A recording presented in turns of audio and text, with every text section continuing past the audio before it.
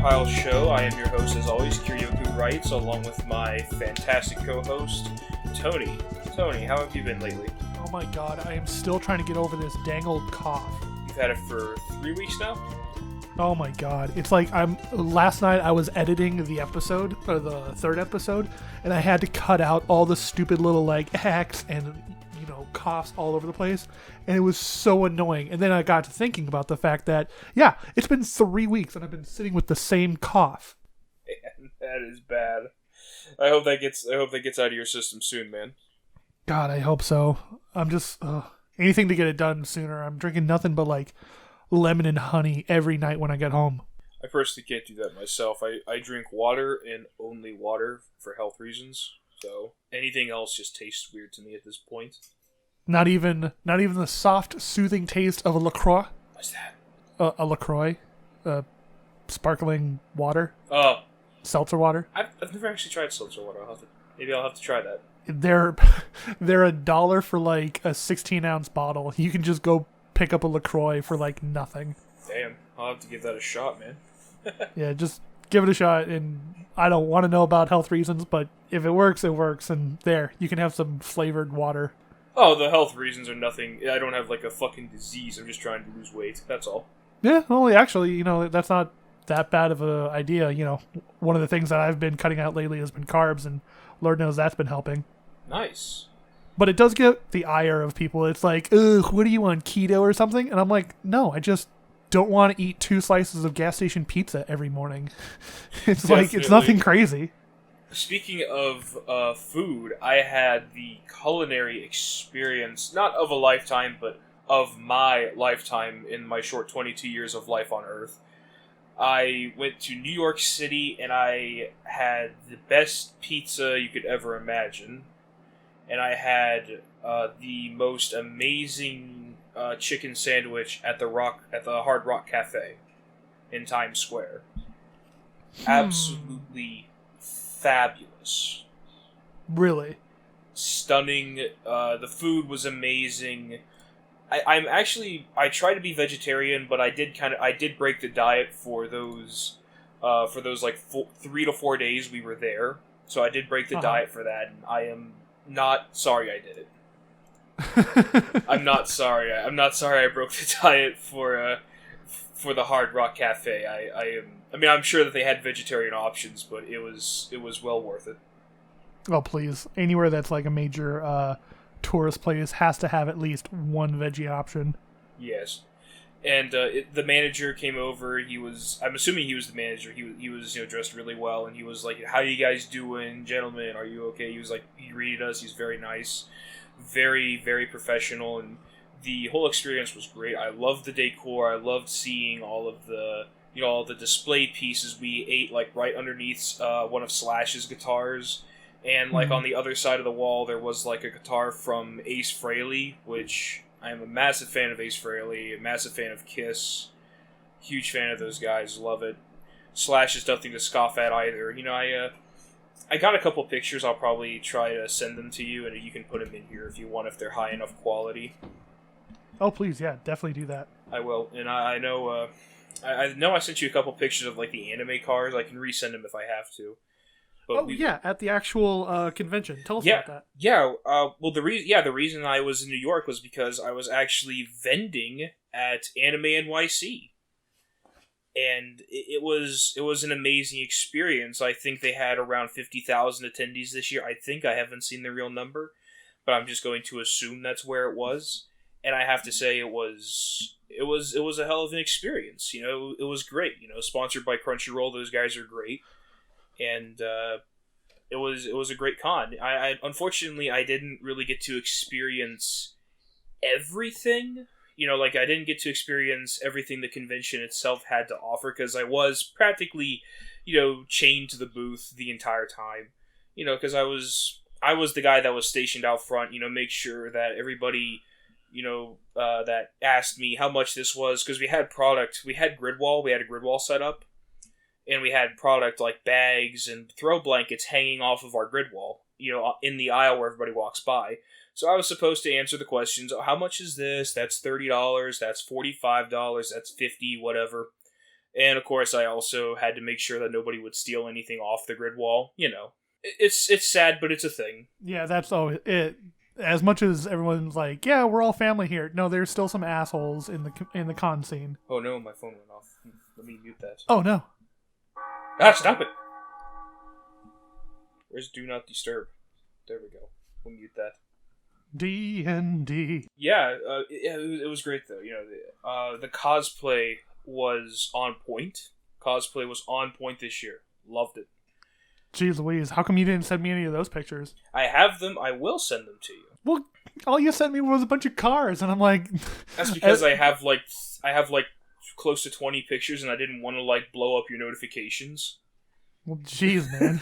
So I'll send all you did was remind me of what I'm trying to do with my car, and now I just felt sad. I was like, I need to fix up my car. Yeah. Dude, like I told you in the DMs, all you have to do is just pull it into a convention center if they allow vehicles, and just charge people $10 to sit in the front seat and have a picture taken. But that's the thing, though. It's like that's after everything is done. I'm still conceptualizing it, and I'm still trying to wrap my head around okay, what am I going to wrap my car in, and how am I going to make it work?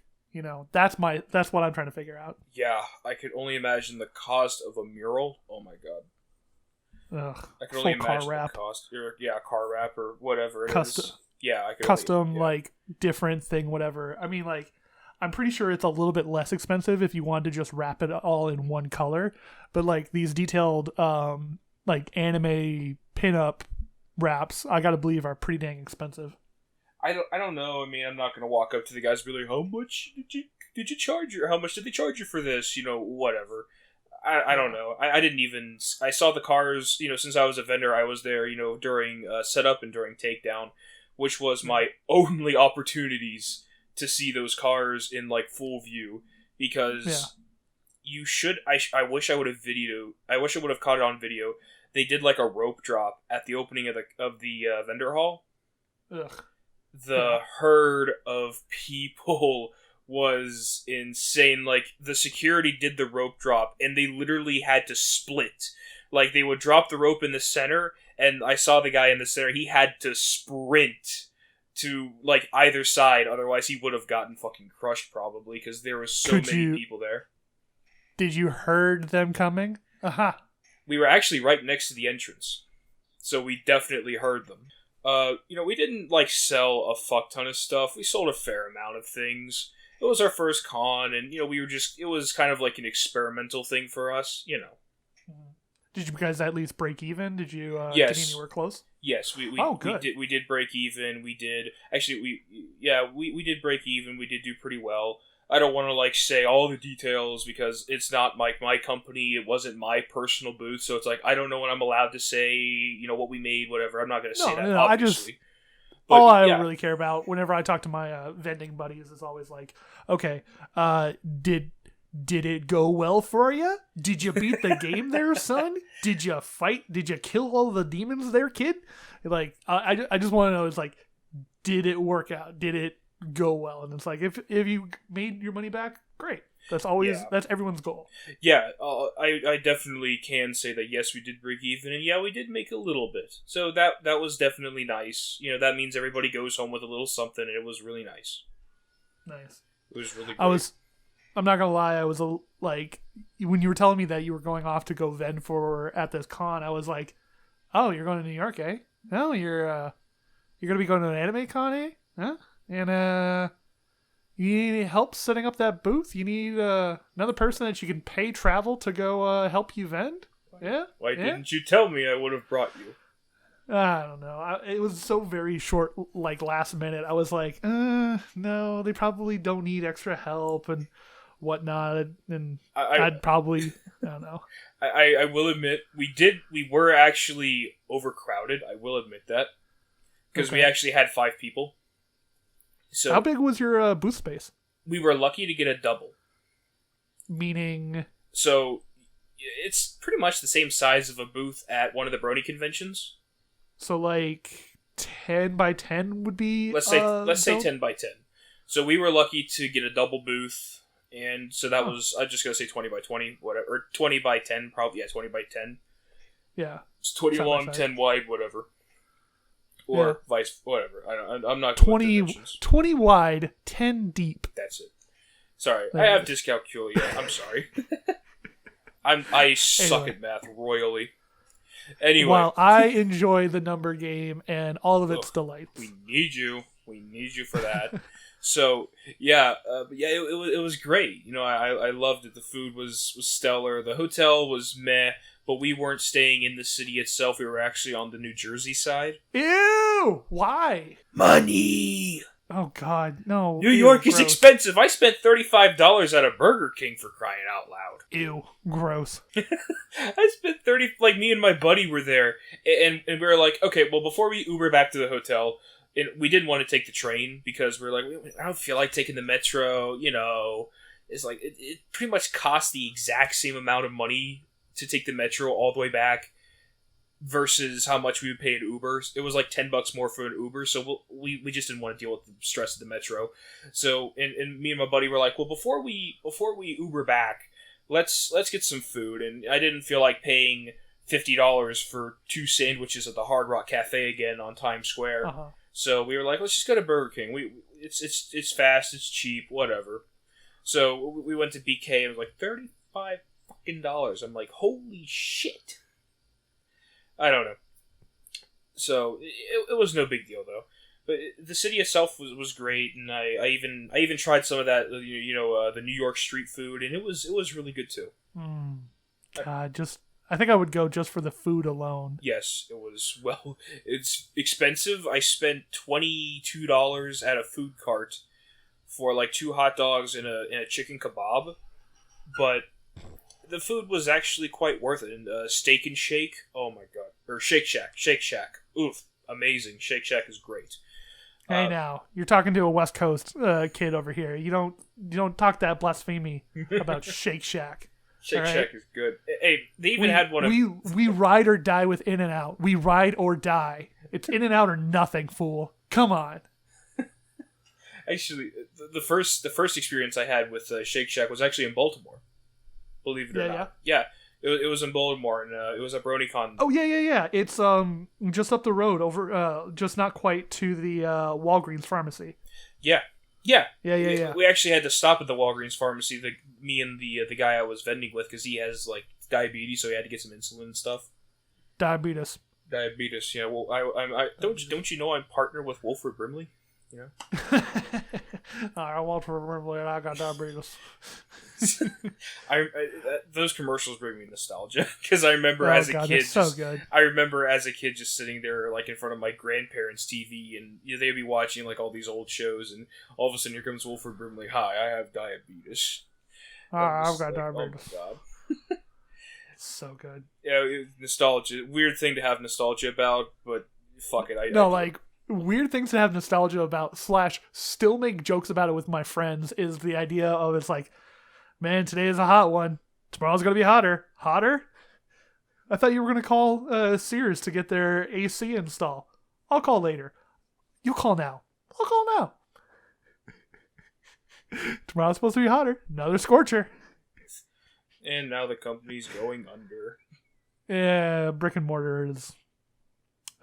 days gone by on that front, but no, like that's actually really cool. I love hearing about people's trips to other cities and whatnot, and being able to do the whole con thing. It sucks that you weren't able to walk around as much as you probably would want to, but hey, that's working a con for you. It was just there. It was a thing, and I'm glad that I did it anyway. Regardless, I was there to vend. I knew I was there to vend, and I just did it. No regrets, right. No regrets at all.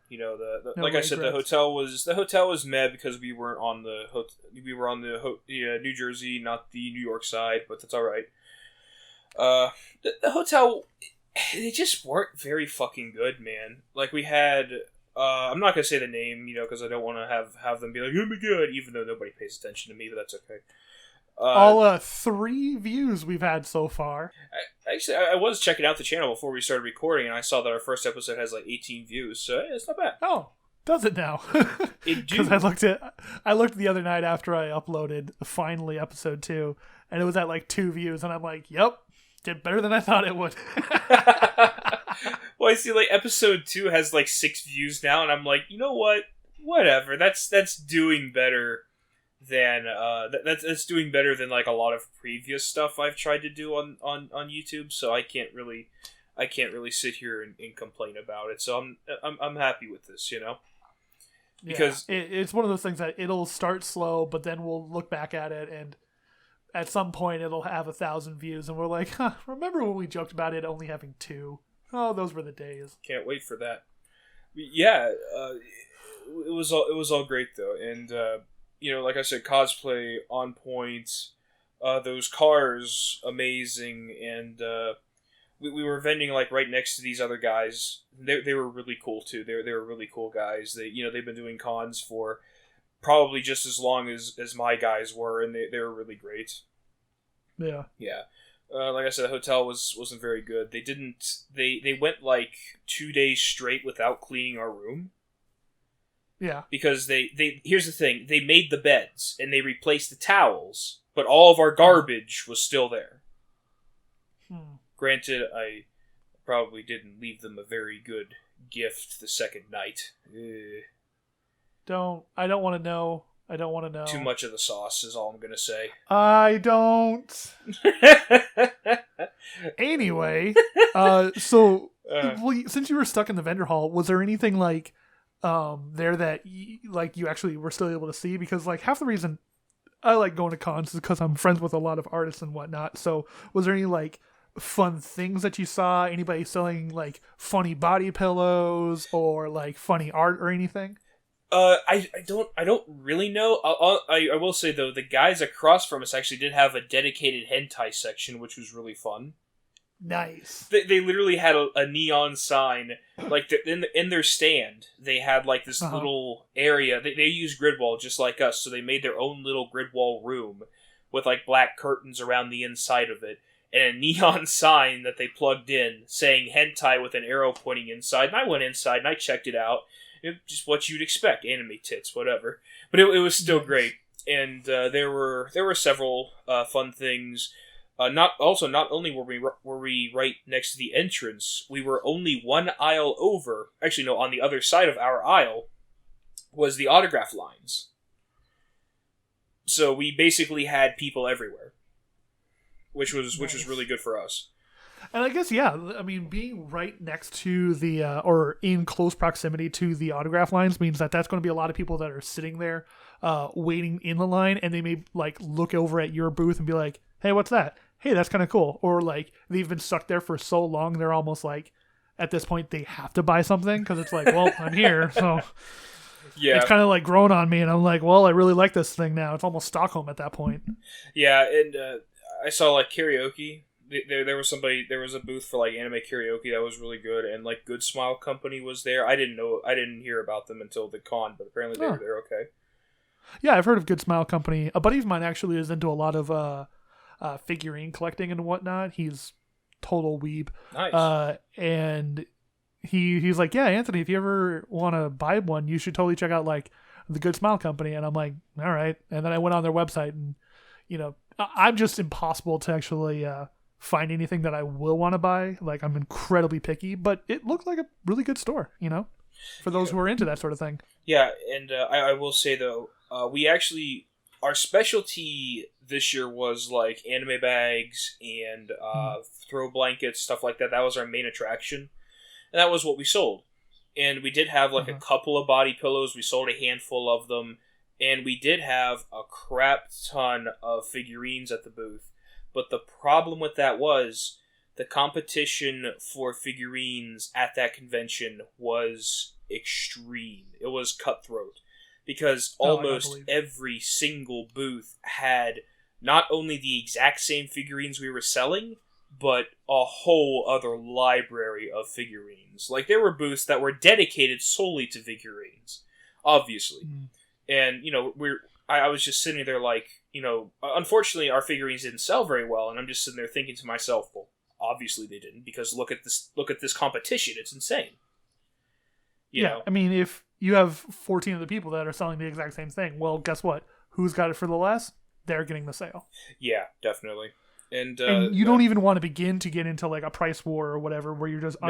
undercutting each other. It's just at that point, you're not going to make any money, and it's like if you start undercutting, there's a chance that you're not going to make any money, and then there's also a chance that the people that you start undercutting are not going to like you, and it's just you just don't want to make enemies, Exactly. It's just it doesn't help out anything, and no, yeah, no, you don't want to do that. But so we didn't do that, so we had a good time either way, and whatever. So hotel was meh, food was amazing, con was amazing, cosplayers on point, vendor hall was great.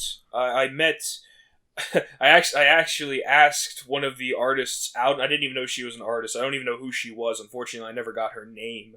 She was this absolutely beautiful. I like tall women. She was this beautiful, tall Japanese lady, and I was awestruck. She walked by the booth, and I turned to my friend. I'm like, "Dude, I'll be right back." And I ran. I didn't run, but I like I like sped walked after this lady. I'm like, "Ma'am." She's like, "Yeah, hey, what's up?" I'm like, I couldn't help but notice how lovely you look. And it was just this moment of pure awkwardness, but I'm glad I did it anyway, even though she was like, "I'm sorry, but I am here with somebody," or whatever. I'm just glad that I did that anyway, just to say that I did it. I don't care. I'm just glad that I did that. Okay. I'm just gonna leave it at that. I'm glad. Hey, you know what? Yeah, for simply the fact that, hey, you took your shot, you made it, and that's fine. But being on like the other side of it and watching one of my friends have to go through that kind of thing, I'm like, okay, don't ever do that ever again. I couldn't help it. When I see somebody when I see like a tall, beautiful lady, I'm just like, I gotta go for that. Okay. Fortunately, she was very nice, and I didn't even know she was an artist until I looked down at her badge and it said artist. I'm like, oh, you're an artist. So, nice. Whatever. I had to take the shot. I absolutely had to. Okay. So moving on. It happened. So what else? That was pretty much the entirety of the convention. I don't really have like a crap ton to say about it, but it was there. Well, I mean, that's good. I'm glad that you had fun. I'm glad that you got to do some work and hang out with some people you knew, and just get out and go visit places. Yeah. Even if you were stuck in a bad hotel, it's still nice just to get out and go do something. The New York City was an experience I wouldn't trade anything else for. I wouldn't trade that experience for anything else, really. And next time I'm doing something like this, I'll definitely just keep you in mind. It's like, hey, I got a friend here who's willing to try it. Who's willing to help out. Let's do it. Because why the hell not? Why not? Hey, if you're willing to pay for travel and hotel for the weekend, I will work your con. Yeah. I will work your booth. Hell yes. Now, I must admit, I saw something again on Twitter. I see you are confirmed as a guest for BabsCon. I think I already. Yeah, I think we already covered this before, but I saw it on Twitter that you had to like reconfirm it or something. What was all that about? I'm curious. Oh my god! So let me double check this here real quick because so I've been confirmed as a community guest for BabsCon for like a great deal actually. Yeah. For a while now, I want to say. Yeah, I remember when you first said it, and I think I already brought it up in the podcast. So, but I saw you like recently do it again, so I'm like, oh no, what happened? Yeah, it's somewhere way back, like I want to say months ago. Like I was one of the first people they actually announced, from what I remember. Like I think I was announced just before Dusty Cat and not Full Papers, Silver Quill. I think I was before them being announced as well. Like it was like boom, hey, people want you here, and I'm like, okay, cool, I'll be there. And so it was more it's more of a joke tweet than anything else because what was it? Someone BabsCon tweeted out something along the lines of like they had some gaming okay, here it is.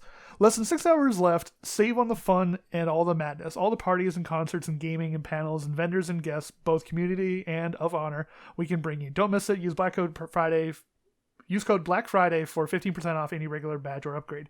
I think that deal has expired by now. It definitely has expired by the time this episode goes up. Oh, yes. And an old friend of mine from Pony,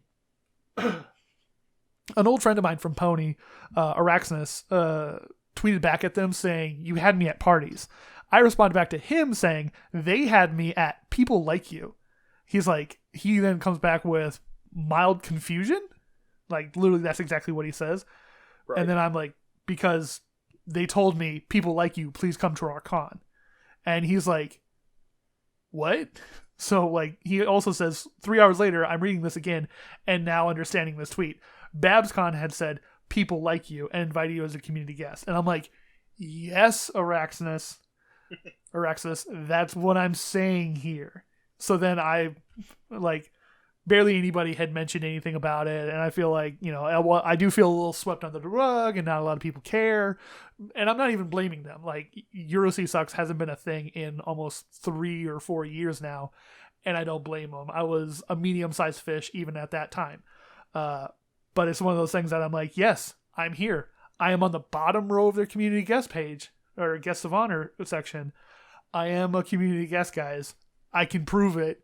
Look, here's my picture.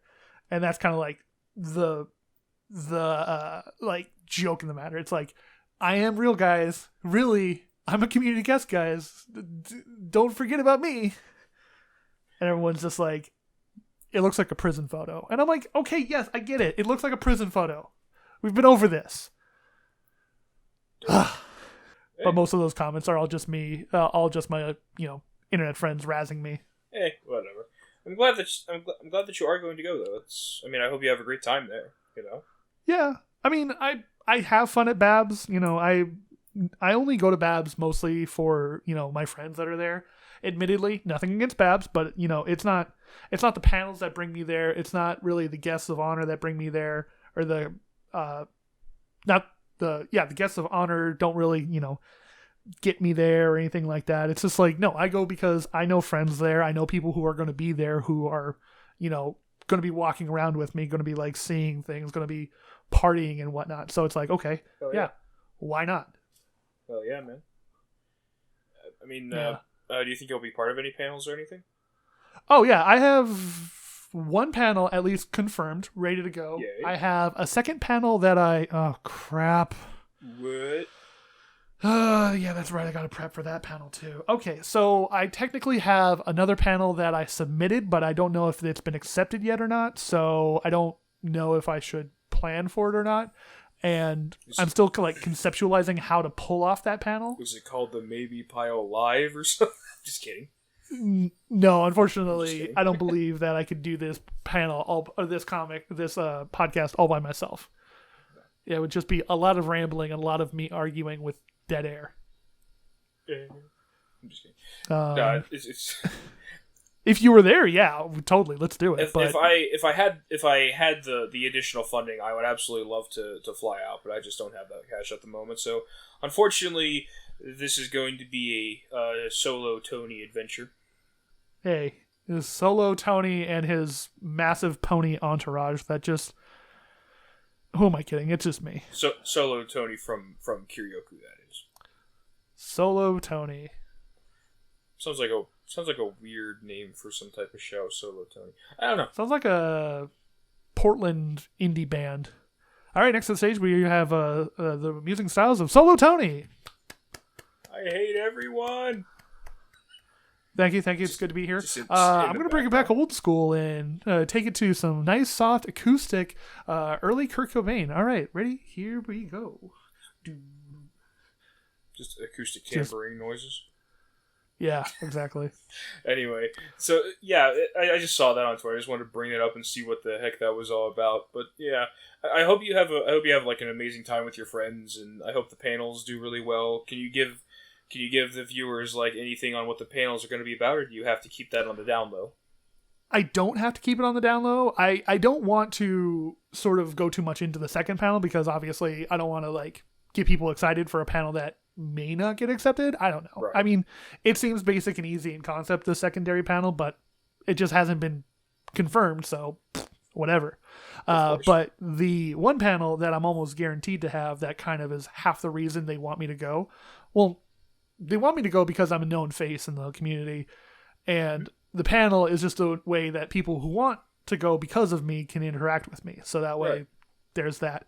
But I'm always on the floor. People can always interact with me. How do you but think anyway, I met you? exactly, right? Yeah, I just saw you on the showroom floor, on the vendor floor. Exactly. And I was just like, hey, I know you. Anyway. You know me from the internet. You're that guy. Yes, I am indeed that guy. The one panel that I'll be doing is probably going to be the same one that I always do at panels, at conventions. The EuroC could use some work because some conventions didn't like the fact that I had made a panel that was called EuroC Sucks. So I'm like, your OC ... could use some work is what I change it to, and then the description is always hosted by Mummified Thunderbirds or Mummified Tony, show creator, manager, frontrunner for the show EuroC Sucks, hosts a panel on the do's and don'ts of making My Little Pony OCs, as well as opening up for Q&A at the end for any questions about regarding their actual whatever, blah blah blah. It's pretty much an OC, how to make a good OC, how to fix your OC, how to pretty much bring what my show used to be about to the convention, and sort of like let them learn in that scenario. Not so much the 4-person good bad voting situation, just the idea of using the panel to sort of help mold and craft your own experience. That's great. It's a panel that I always like doing a lot, especially at Babs. BabsCon was actually the first con that actually gave me a chance with doing my panel, and they actually do let me call it the EuroC Sucks panel. And it was really great because the first time I actually did it, I had the first room at the place. I don't know how big it is. Probably a room for like 100, 200 people. Nice. Roughly. No, let me think about that for a second. So they're probably about, both sides is probably somewhere around 10 deep, and it's probably 20. Yeah. So I guess maybe 400 people. I don't know. It's a smaller convention room, 2 sides, 10 chairs each wide, so 20 chairs wide and probably like 10 or 15 rows deep. And I filled up the place. I technically sold out the room that I first hosted this panel in, and I was super pumped by that fact. I was like, great. This is amazing. This panel is packed. It's huge. It's full. People are laughing. People are having a great time at this panel. And I'm like, all right, let's do this again. Let's come back next year and then the next year. And maybe I can do it at other conventions. Other conventions like Everfree Northwest didn't have as much of a turnout and yada yada and all these other things. But then again, when I brought that panel to Everfree Northwest, that's your pony's name. Go see it. You can actually do that. Okay, so we got a baker pony, we need a baker, we need a candlestick maker, and the butcher, the baker, and the candlestick maker. butcher, baker, candlestick maker. There are no butchers in my family. Yeah, he was thinking. Oh, he did it! He did it! Oh my God!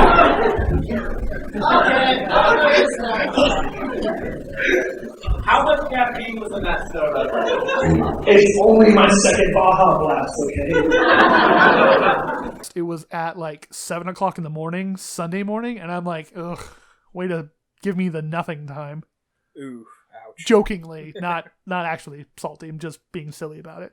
Kind of early for a convention to open up. I don't think BronyCon opened until, what time do they open? 8, 9? I don't know, 8 or 9, something like that. But it's just one of those things that it's like, okay, great. I have a panel at 8 a.m. on a Sunday. Thanks, guys. I appreciate it. Kind of playing up to that joke a little bit. Yeah, I see that. All right. Well, I mean, hopefully the Euro C Sucks panel goes really well. Do you do it by yourself, or do you have other people doing it with you? Before in the past, I've tried having like help or whatnot. My old buddy Smooth Sailing had helped me out on the panel before when he was at the location. Unfortunately, I never got a chance to host the panel at a place where all four of us were there, or including Soren, I guess the four other guys were there, unfortunately. But he was there once or twice, and then later on, my B team. Florida Man, aka Pancake, was able to help out one time. And then I was invited on his panel. That was kind of essentially the same thing, except they were in charge of it. I don't know. But yes, to answer your question, typically it is just me and, the Mummified Tony show. Just presenting, being dorky, being weird. People think I'm funny, I think. I think you're Or pretty they're funny. just pity laughing. I don't laugh at people. I laugh with people, so you're definitely entertaining in my eyes, so there you go. Yeah. You got my shit opinion on stuff, so Yeah. people usually take a shit on my opinions, but hopefully my opinion on you is rather well.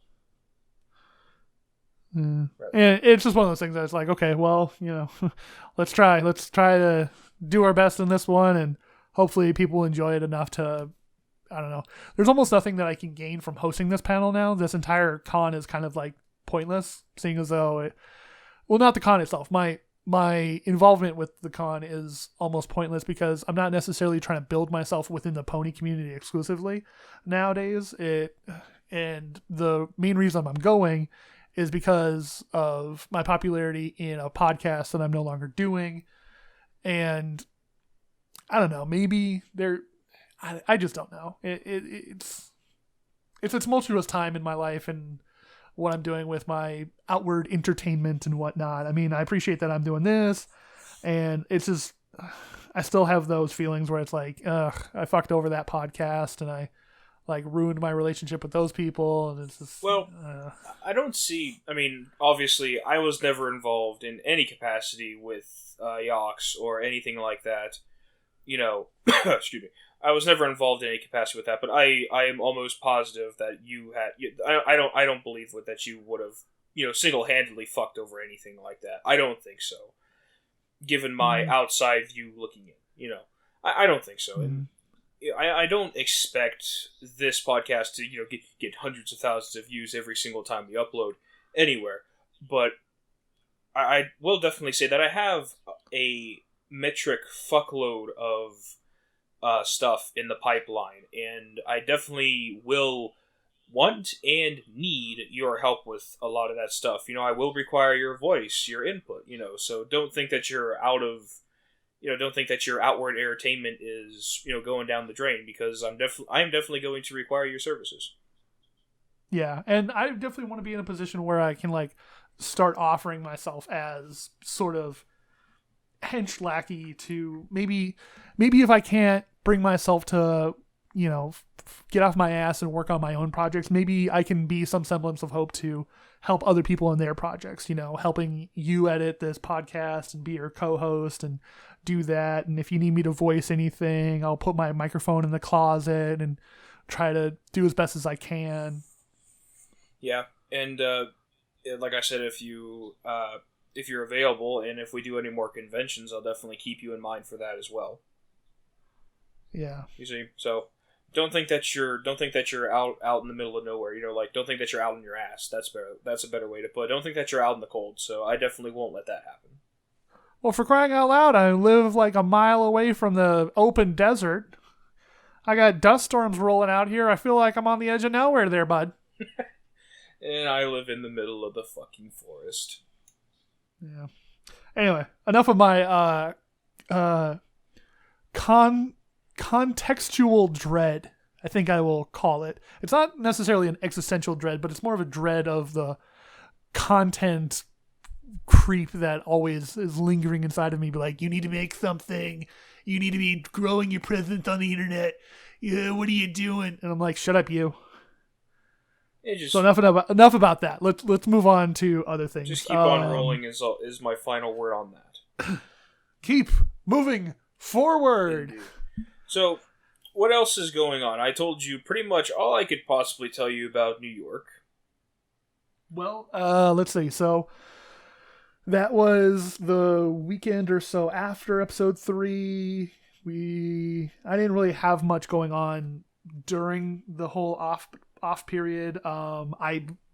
On Saturday night, I got to go see the new movie Knives Out with Daniel Craig and Chris Pine and Jamie Lee Curtis. All right. I'm one of those people that that love mystery whodunits and heist movies. Like, you give me Ocean's 11 where like everything is going along and they're doing the plan and they're doing the thing, and then something might have gone wrong and it's like, no, that was actually part of the plan this whole entire time, and then at the end they give you the reveal of like what's really been happening this entire time, and it's like, oh, I love that. I love that whole thing, and it's been fine-tuned and like perfectly made in the murder mystery whodunit genre of movies. Like, it's like, I'm going to investigate and find out who the killer. And then at the very end of the movie, it's finally like, I know who it is. Or like, yes, my last suspicion was removed, and I now officially know who it is, and I can tell you how, like this. And then like it runs down like exactly how like everything went down in like detective mode, and I'm just like, oh, I love those kind of movies. Nice.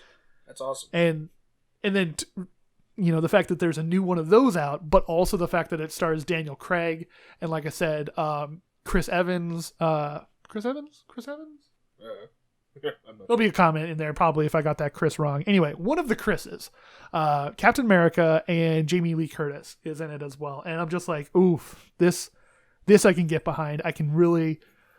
All right. And then I watched it and it was amazing. And I don't want to give away because obviously a murder mystery whodunit movie is really like keen on the details that happen in the middle of it. But it's so good. It's like, it's one of those things that if you like murder mystery whodunit movies and like the investigation and whatnot, definitely go see this, because it's almost like what Cabin in the Woods did for the horror genre. Knives Out is almost exactly that, but like I said, for the murder mystery whodunit genre. Nice. It's like, it's going to give it to you exactly the way that, the genre is meant to give it to you. But at the same time, it's also going to like slightly subvert it as well and sort of like put it on its head. And I'm just like, ooh, it's like jazz. It's like, ooh, I like how he did that. I like it. Ooh, he did that thing. Tasty. Yeah, that's pretty fucking cool. Yeah, I just really, really like it. I mean, I wish I could comment on it, but I haven't seen it, so I'm just like, yeah. Go see it. Go sign up for AMC A-List. Go watch 3 movies a week for free, and go do it. It's perfect. Hashtag not go sponsored. See that movie. Hashtag not sponsored, yeah. And you can go see that. You can go see Frozen 2, which I still need to go see. You can go see I've never seen the first one. Happy to Be Your Neighbor, the new Tom Hanks Mr. Rogers movie. Oh. Like, there's so many good movies right now. Yeah, it's a good time. The last 2 for I haven't films. seen, actually. That's good. Yes. Yes, indeed. I'll just have to, probably break down and see those movies. I guess see all of them. I've just never been a film buff, but every time I force myself to like go to the theater and see a movie, I'm like, I do not regret that. That was great. So I need to start going to movies more and seeing more films. Right. Because I don't regret it. It's just me getting not the motivation. It's not like I sit around all day and I'm like, I don't have motivation to do anything. But it's just getting up and getting out there and seeing them. That's my thing. Yeah, it's hard to. Admittedly, as much as I pontificate about my infatuation with the scripted word and its ability to transcend its viewers to another realm and place. I actually am like, I just don't feel like going to the movies. I know. I know how that feels. Yeah, it's just like, all right, I know I've got this thing, and I know I can go see movies, go see 3 of them a week for no additional charge, and I can just go do that. But by the end of the night, I'm just like, ugh, I don't want to go. I just want to sit here. I just want to play. I want to go. I'm just gonna sit here and watch Watchmen. Let's just do that. I just want to play Elder Scrolls Online. Just want to play video games. Pretty much. And write my books, which my book is still coming along. It's obviously 3 weeks of, being away in New York for 1 week and then having a friend stay with me for an additional 2.5 weeks, and not being able to write a single word was honestly grinding on me. I was like, I need to do something. I need to write this. I need to do it now. Oh my god, I have things I could be making. I have something I could be writing. I have something I could be filming. I could go be doing something creative and expressive with myself, but instead I'm not doing it. Ugh. I hate that. I hate that creature on the back of your neck. I know. It's always there.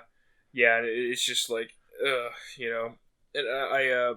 I don't know. I didn't know one of the guys.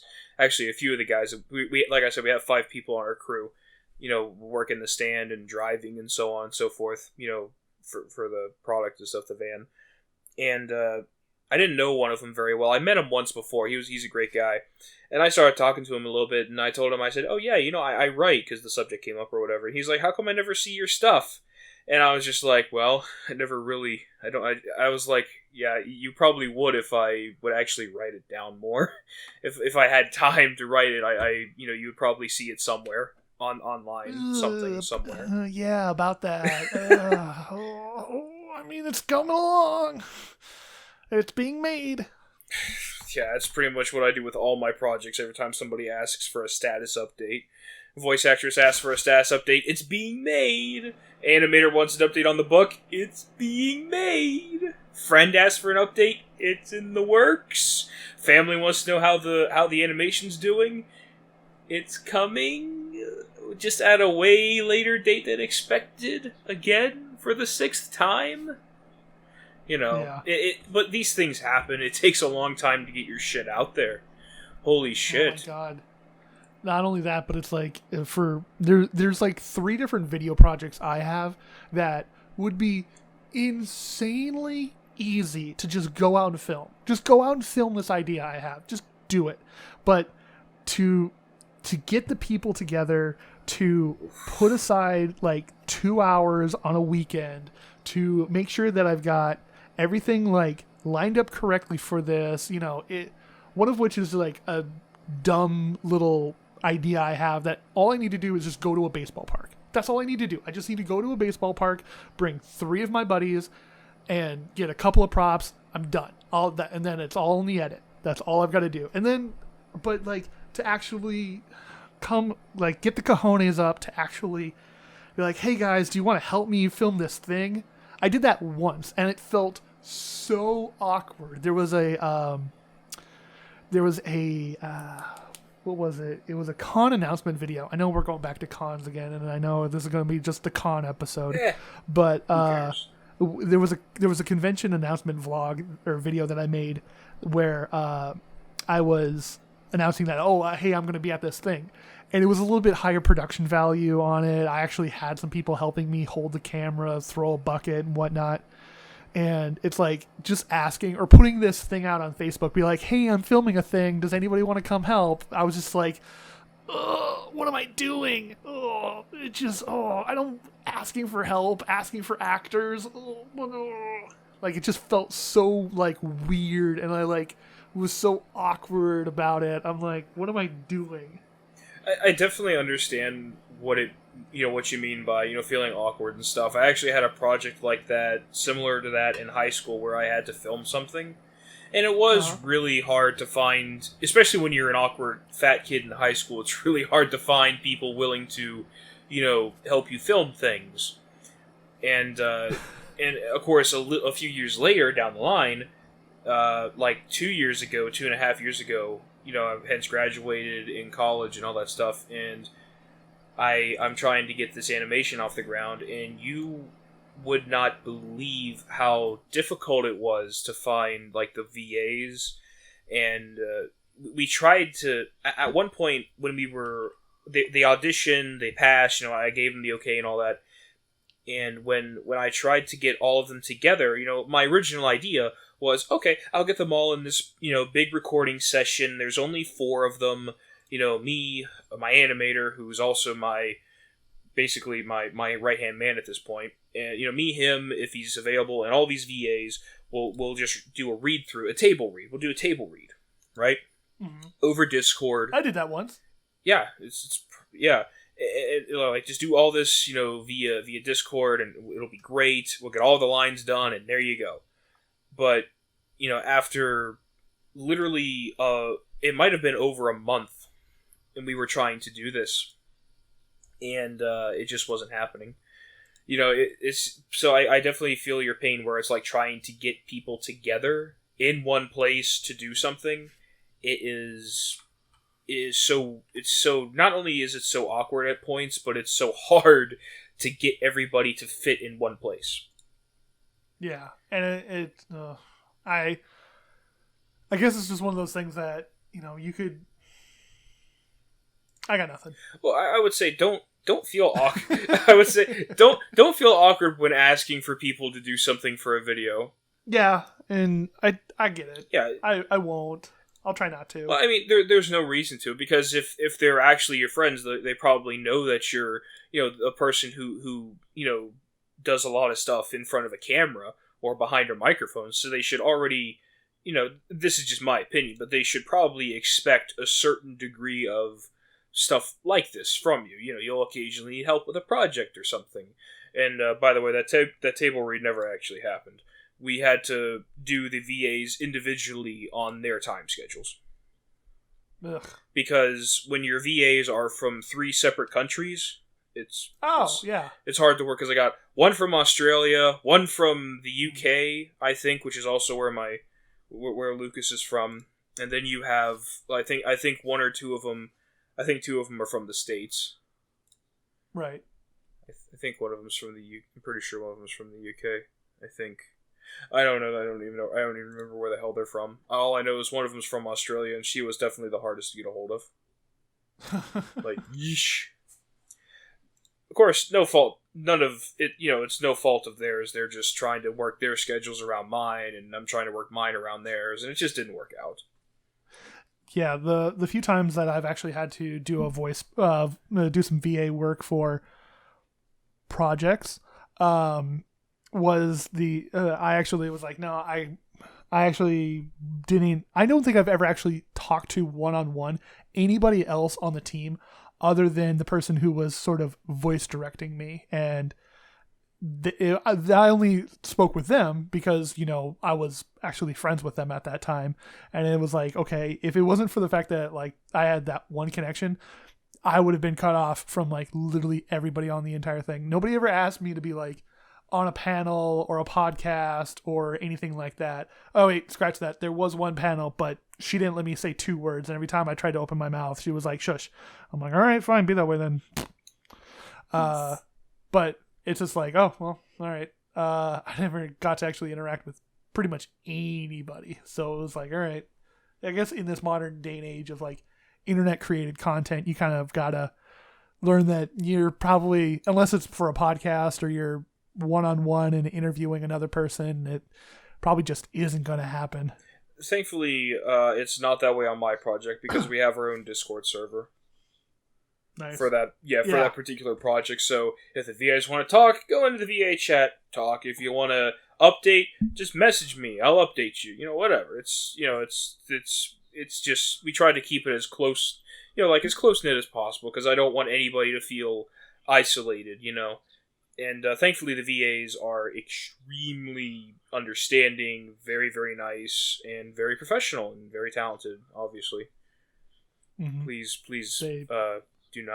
Please don't deny me. I need more work. I'm gonna need your voices again, please. Low key, not so low key begging. Yeesh. Yeah. Gosh, Kay. I'll continue to pay you, I promise. That's one thing you gotta do.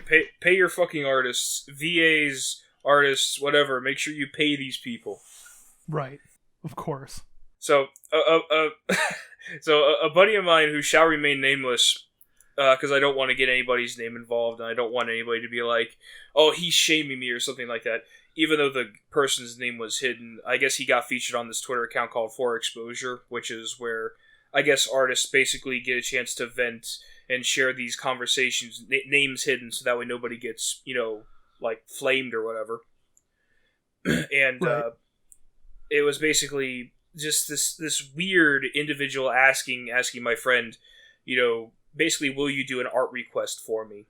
And I'm sure you've heard this from your artist friends plenty of times. Yeah, it's going to be this much dollars. Yeah, it's like, yeah, man, he has to. I mean, everybody has bills to pay, unless you're like a child, which whatever. But everybody's got expenses. Everyone, So you're gonna have to charge for the work that you provide. If somebody pays me to write them a script or something, they're gonna have to pay me. Fuck you, pay me. I don't do stuff for free. Nobody does. That's why I say pay your artists. I made sure I paid my VAs and stuff like that. And Lucas does work for me. I pay him. And if I get somebody like Mummified does work for you, you don't pay him. All you have to damn it. I pay you in friendship. I pay you in friendship. That's what I pay you in. You get friendship. Yes. Oh yeah, because my bank account is at negative friendship camaraderie. amount. I pay you in camaraderie. All right, fine. I'll stop paying you in friendship. No, please don't. I don't know. I need it. But yeah, so pay your artist people. And this guy was being really strange. I guess I won't quote it exactly, but he was basically saying that it's been so long since you've done a request, and my friend was like, yeah, I don't do requests anymore, something to that effect. And he was like, what was he saying? He was like. He was like, I understand that people have bills to pay, but I also don't understand why you're not doing it just to make people happy. And C point it's A. like, what? It's like, what do you mean you understand, but you also don't understand? What do you mean? What are you talking about? So you don't understand exactly. the concept of money and having to pay for shit. Okay, so you don't understand. You don't understand at all. Don't say that I understand that you have bills to pay and then say, but I don't understand. Don't say that, because you clearly don't understand anything. So, I don't know.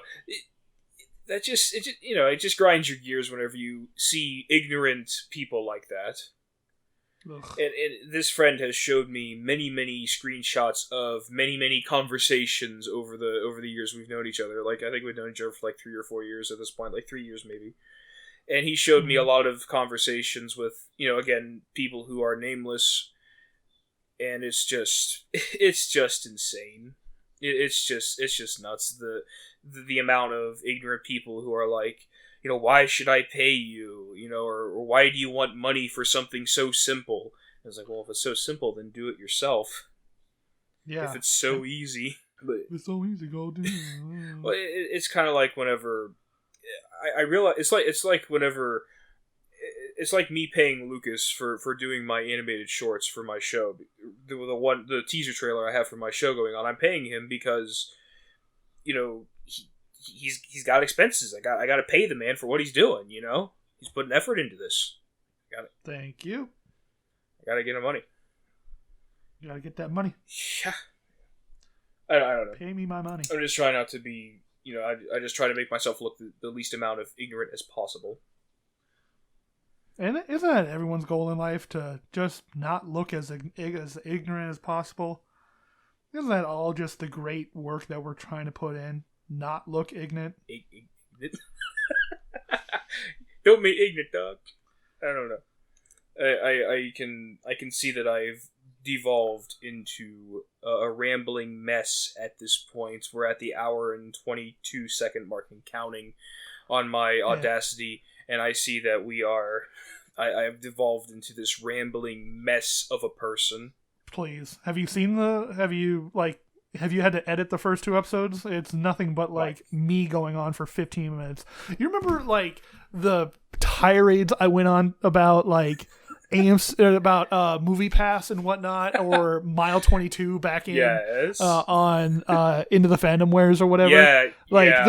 Those were so bad. I'm like, why did you let me ramble on for so long? Honestly, I let you ramble just because I didn't have anything to say. So as you were rambling, I was not only listening, but I was also like, how can I add to this? Or what topic can I jump to after he's done? I was constantly trying to think of something to talk about. But great, mums won't shut up. That means I don't have to talk. Yeah, so I do understand that the first, I think actually a couple of the episodes, not the first 2 episodes, but a couple of the episodes were basically mummified rants with Kiryoku's input every 2 minutes, just going, yeah, just going, yeah, I see, and how does that make you feel? How does that? Well, you see, it'd be like that sometimes with mums. I'm like, yeah, I actually did say that a couple times, didn't I? I think I did. It'd be like that. I did say that. Oh no. Yeah, I don't know, but I think I'm trying to not be this way anymore for this particular podcast. You know, for this show that we're doing now, the Maybe Pile. I'm trying not to be this way where it's like I don't want to talk over Tony, and I don't know if Tony's afraid of talking over me. I don't know. I don't know if this is the way you are too, but I just don't want us to be afraid of talking over each other. Yeah, it's sort of how I also operate in real life. You know, it's a lot of like, no, let him say his thing, and then maybe I can get in there, or you know, something here, or crack a quick joke, and then get back out. You know, it's all about holding, not like drifting off and hiding in the closet, but still like popping out every once in a while and be like, and then let him get back to his thing. I'm trying to avoid stuff like that myself, so that way we can have like a coherent conversation, give and take with each other instead of just one-sidedness. I want to avoid that. I want to avoid the conversations being just an hour and a half long or an hour long, and it just be one of us ranting and raving while the other one just verbally for the audience nods their head. Right. Just by saying yes or whatever.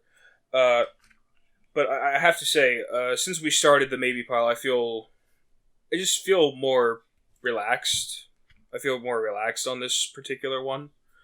And I have to say, for this episode individually, I was very pumped, and I'm still pumped. I feel very, very good about this episode in particular, because it's been like 3 weeks, 3.5 weeks, whatever, since we last recorded, and coming back and doing this one, I feel really fucking good. Feels good, mate. It does. It feels good, mate. Yeah.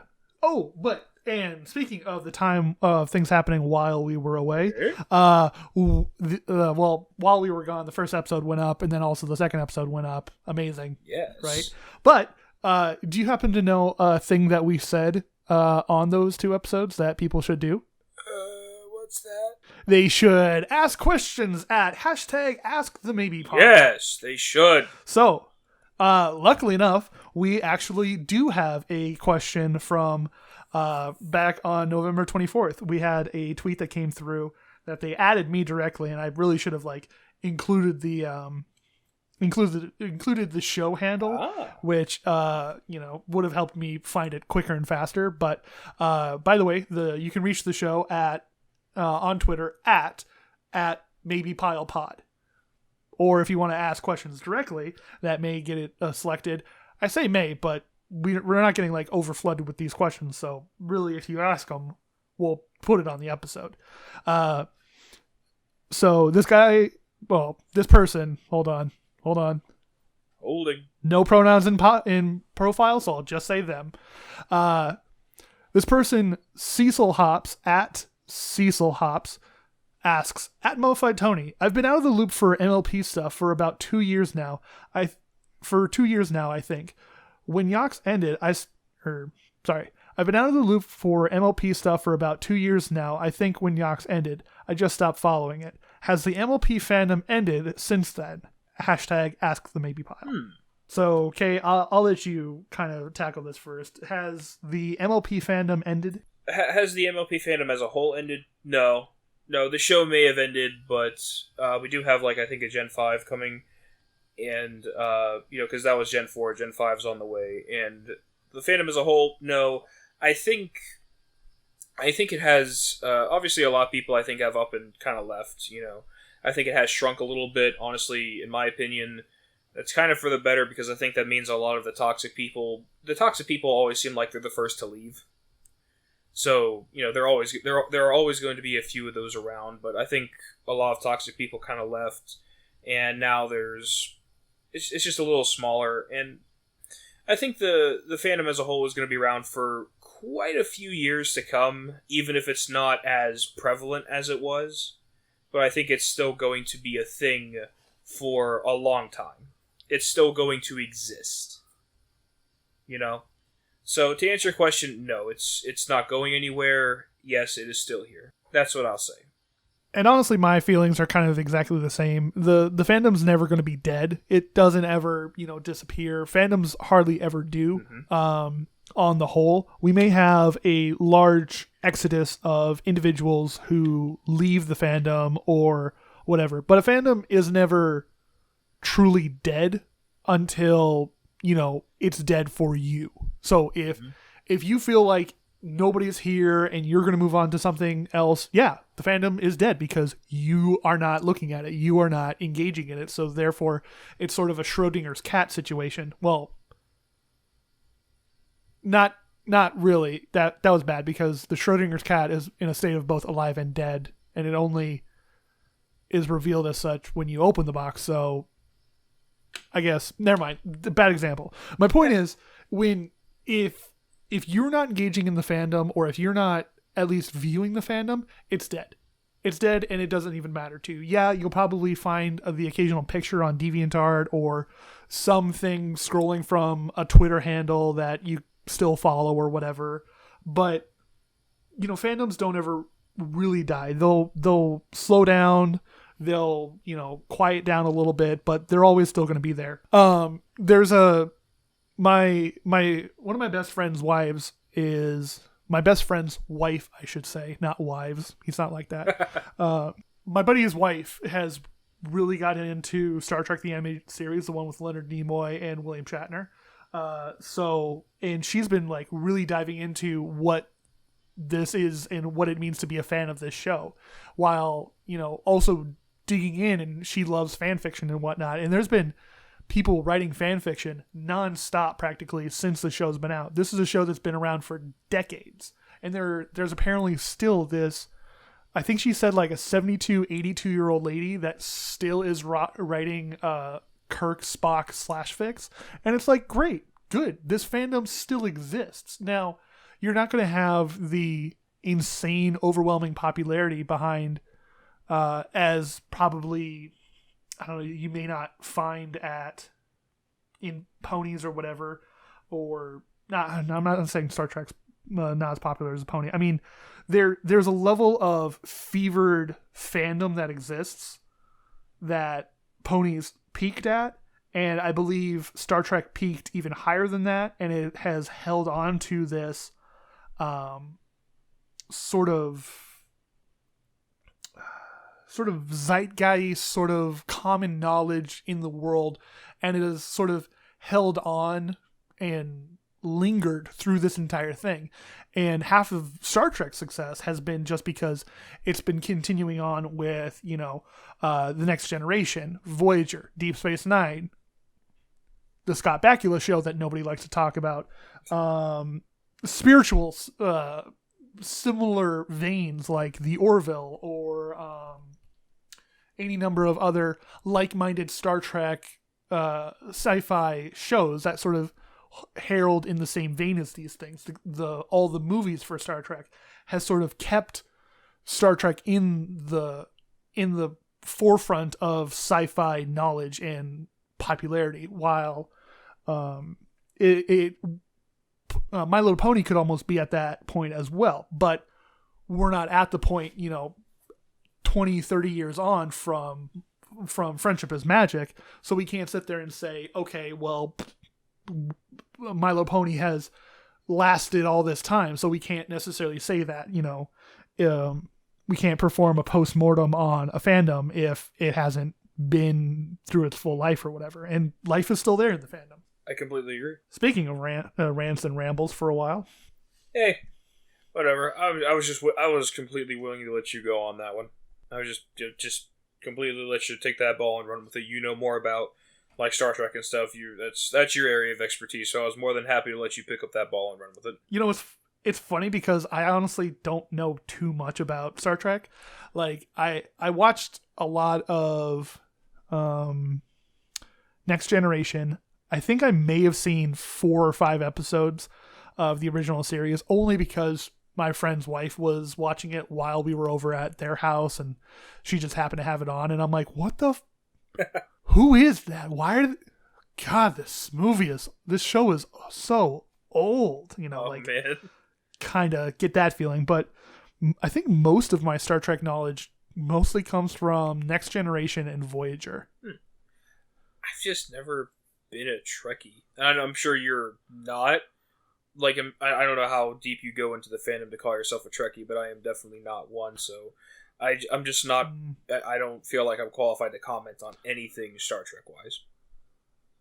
Right. I don't know. I don't think I would call myself a Trekkie just because I'm not as fanatical about it, I suppose, as other people might be. I don't know, like, all the history and details behind it. I mean, like, I could maybe name everybody on the ship or the Enterprise? What's it called? On the Enterprise's main crew captain place. Like, I was more of a Star Wars I don't know. fan. I'm being put on the spot anyway. Yeah, I feel like I'm more like I know more about Star Wars than I know about Star Trek. But then again, Star Wars itself also has an insane back catalog of stuff and things. Yeah. And, I need to watch Mandalorian too. Still. Yeah, so do I. People are not shutting up about it. I guess that means I need to buy Disney Plus. Or a subscription to private internet access, because with a VPN service, anybody who's wanting to log or track your stuff would be not able to see what you're necessarily downloading. I prefer to do it the right way. I have morals. Goody two shoes. I have morals. What? Okay. The morals. All right. Come on. But not to mention that there's a lot of stuff on there that I would love to see anyway, so why the hell not? Yeah. They got Even Stevens on there. No. I'll have to check that out too, maybe. I don't know. Yeah, you can check out where Shia LaBeouf got his start. That would be interesting. Oh, I gotta watch that so bad. I'll have to check. I'll add it to my list. Yeah, but anyway, I want to go back to Star Wars for just a second. I just wanted to point out that my dad was like an old school Star Wars fan, like, original 70s trilogy. So I was raised on that stuff. Mm-hmm. So big fan of Star Wars. Oh yeah, you talked about that. How you might go see the last the Skywalker saga, whatever. Yeah, the last of the I'm definitely gonna go see it. I definitely want to take my dad to go see it. Yeah, because I mean he's always been trying to keep up with it. So I'm like, hey, why not? One more thing I just wanted to point out about the convention. One more thing about we're not at an hour and a half yet. So about New York, when we were at the convention, I remember we started talking about something else, but I remember you mentioning body pillows. I did not. From my point of view, there could have been a whole row of these things, but I did not see a single stand, not one, from my point of view, selling Dockies. Not one. Body pillows. I don't know if I like the fact that you weren't able to find it, or if I like the fact that, or I'm angry that there weren't more. I didn't see one, and I don't know if there were that many for sale, because we actually had a few. The second day we were there, we put out a few on display, and every time people would walk by, they would kind of point and they would laugh a little bit. Sorry, I got some hiccups. And every time people would walk by, they would kind of point and laugh a little bit. And I didn't care. Whatever. I know, it's funny. It's like, only weebs and perverts apparently have body pillows. But coming from the Brony conventions, where you have like 2 or 3 stands that sell nothing but body pillows, I was kind of shocked to see that an anime convention didn't appear to have as many.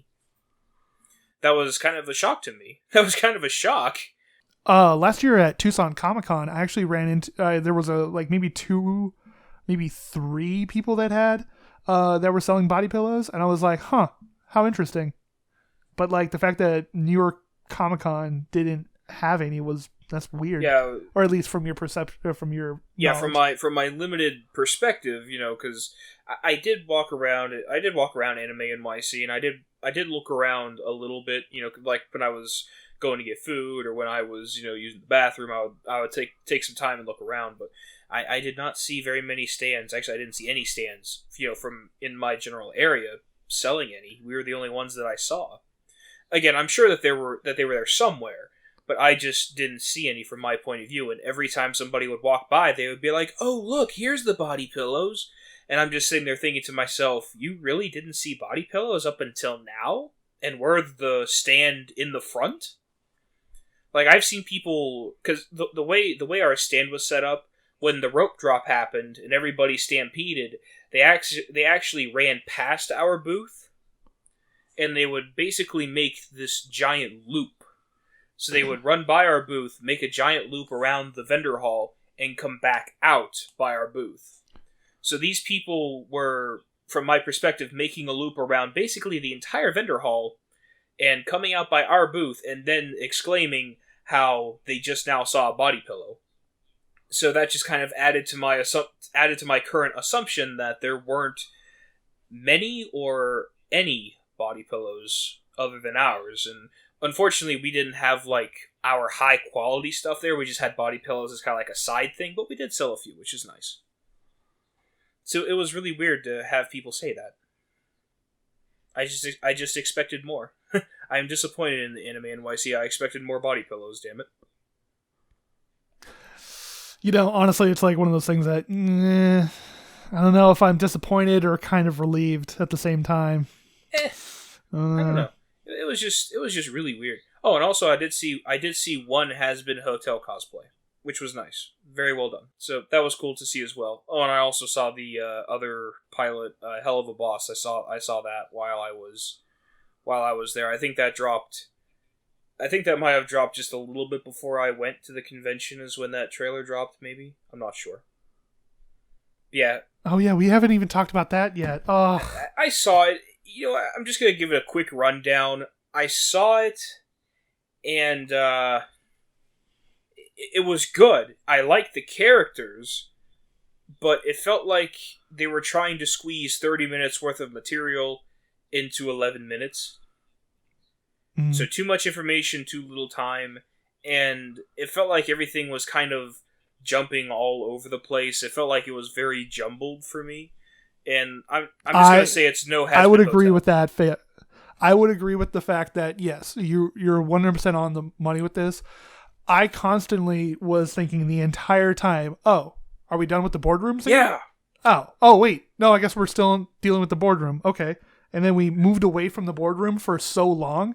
And I think we were like 2 jokes deep, and then it comes back to the boardroom, and I'm like, well, okay, I guess we're still back to the boardroom. Okay. Like, yeah, the cuts weren't like, they weren't as over here and like back as apparent as it is. It's not like, it wasn't as like, cut, we're going to go do this thing, and now back into the moment as obvious, It wasn't like, I don't know. When they ran the give me a week and then I'll be able to pinpoint it better. Give me a week and I'll be back. Well, for me it was like when they ran the ad, when they ran the ad, I didn't know when the ad was over.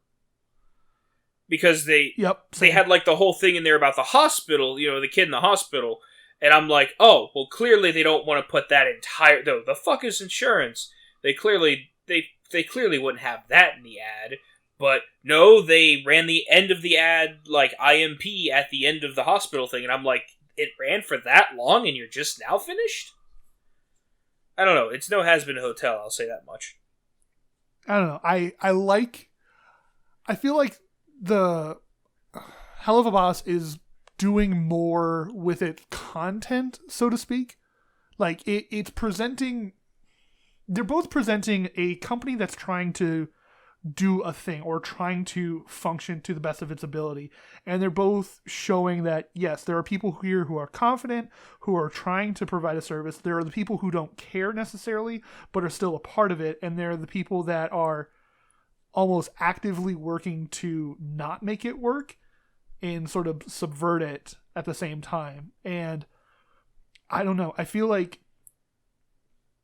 it's weird because Hell of a Boss has like, hey, this is the thing we're trying to do. Isn't it weird?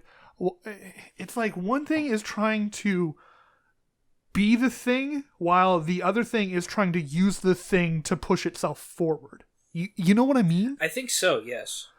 Like how Has-Been Hotel is the story of Claire trying to make the hotel work.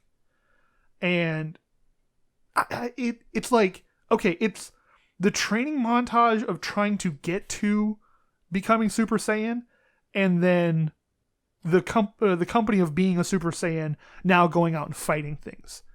I feel like I've backtracked in my analogy with that, but it's almost like that, you know? Well, I feel like, I mean, Has-Been Hotel has like a really clear story, and it leaves, you know, it just seems very, very well thought out. Whereas Hell of a Boss just feels like the story's there, but it doesn't feel like they're really telling us anything. You know, it's like these characters don't really have introductions. I don't know who this guy, whoever the boss is, I forget his name. I don't. I think name one character from Hell of a Boss. Luna, the furry. Okay. And I forget his fucking name. I knew it. Like, name one character from Has-Been. Vaggie, Alistair, fucking Claire, Katie Killjoy, Tom Trench, Angel Bunny, Angel Dust, Angel Dust, Husker, whatever. Now, is that a product of the fact that we spent more time with Has-Been Hotel versus Hell of a Boss, or is it because? Well, if you want to get technical, we did spend an extra 15 minutes with them. Fair, and we have spent a longer, like, Has-Been Hotel has been on like the radar for almost what feels like a whole year, or maybe more. Yeah. While Hell of a Boss, I feel like it's something that just popped up. And here it is like, now. Boom, here it is. But now, granted, like, I did enjoy it for what it is. I just feel like they didn't tell the story enough. It kind of felt like they were just like, "Hey, this could be something. We just wanted to throw it out there." Now, what I'm curious about is, is that Vivzi's own creation, or was that something her company was paid to produce?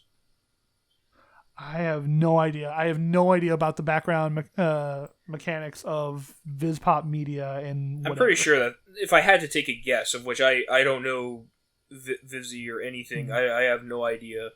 You know, I've never worked with any of her staff or her herself, whatever. Utmost respect to them. But if I had to wager, I would say that they were probably paid by somebody else to produce that pilot. Off the back of Has-Been, probably.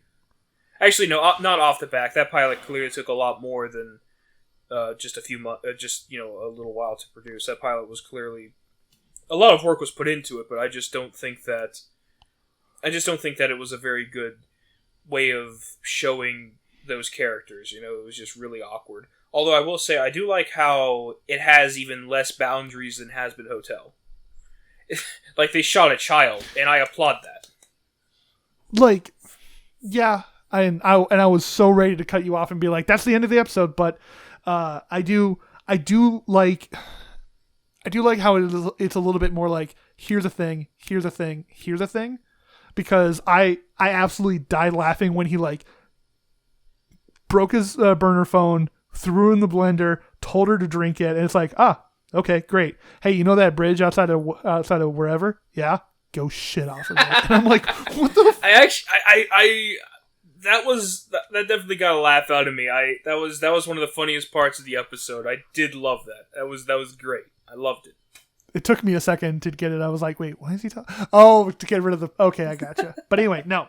I'm cutting it off there. We're done. This episode's done. I don't want to have to edit any more of this episode.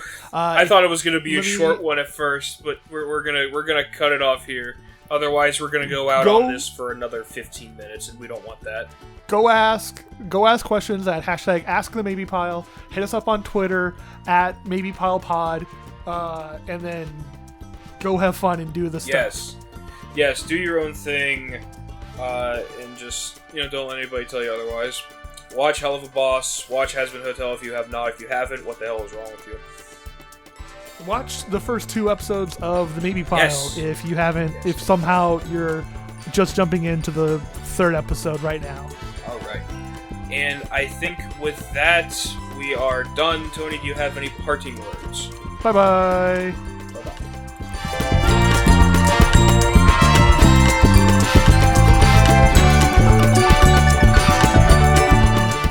I guess cut out. Sorry, Tony, I need you to cut that. Sorry. I need you to cut his name out of it because it was from like a for exposure thing. I don't want to do that. Can you cut it? Okay. So just... Yeah, I'll cut it out. You, sorry. You didn't have to ask me. You gotta ask me in the future. Be like, and future me's just looking at his computer being like, I guess. Sorry. I guess we'll just do this. Let me restart this. Thank you, Anthony.